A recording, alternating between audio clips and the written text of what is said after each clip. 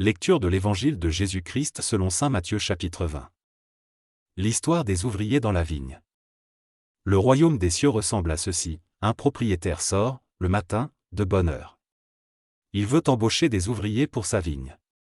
Il décide avec les ouvriers de leur donner une pièce d'argent pour la journée, et il les envoie à la vigne.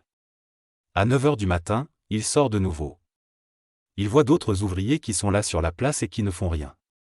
Il leur dit: vous aussi, allez travailler dans ma vigne, et je vous donnerai un salaire juste.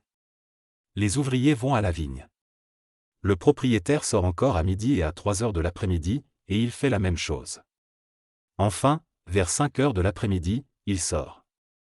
Il trouve d'autres ouvriers qui sont là sur la place et il leur demande: pourquoi est-ce que vous restez là, toute la journée, sans rien faire? Ils lui répondent: parce que personne ne nous a embauchés. Le propriétaire leur dit: vous aussi, allez travailler dans ma vigne. Quand le soir arrive, le propriétaire de la vigne dit à son serviteur: appelle les ouvriers et donne à chacun son salaire. Commence par ceux que j'ai embauchés en dernier et finis par ceux que j'ai embauchés en premier. Ceux qui ont travaillé à partir de 5 heures de l'après-midi arrivent, et ils reçoivent chacun une pièce d'argent. Ceux qui ont travaillé les premiers arrivent à leur tour et ils pensent: nous allons recevoir davantage. Mais eux aussi reçoivent chacun une pièce d'argent. En la recevant, ils critiquent le propriétaire et ils disent: ces ouvriers sont arrivés en dernier. Ils ont travaillé pendant 1 heure seulement, et tu les as payés comme nous. Pourtant nous avons supporté la fatigue toute la journée, et nous avons travaillé sous le soleil. Le propriétaire répond à l'un d'eux: mon ami, je ne suis pas injuste avec toi. Tu étais bien d'accord avec moi pour recevoir une pièce d'argent pour la journée. Prends ton salaire et va-t'en. Je veux donner à cet ouvrier arrivé en dernier autant qu'à toi. J'ai le droit de faire ce que je veux avec mon argent, n'est-ce pas? Est-ce que tes pensées sont mauvaises parce que je suis bon? Et Jésus ajoute: ainsi, les derniers seront les premiers, et les premiers seront les derniers. Une troisième fois, Jésus annonce qu'il va mourir et se réveiller de la mort. Jésus monte à Jérusalem. Il prend les 12 apôtres à part et il leur dit, tout en marchant: écoutez. Nous montons à Jérusalem. Le Fils de l'homme va être livré aux chefs des prêtres et aux maîtres de la loi. Ils vont le condamner à mort et le livrer à ceux qui ne connaissent pas Dieu. Ceux-ci vont se moquer de lui, ils le frapperont à coups de fouet. Puis ils vont le clouer sur une croix, et le 3e jour, il se réveillera de la mort. La demande de la mère de Jacques et Jean. Alors la mère des fils de Zébédée s'approche de Jésus avec ses fils. Elle se met à genoux devant lui pour lui demander quelque chose. Jésus lui dit: qu'est-ce que tu veux? Elle répond: voici mes 2 fils.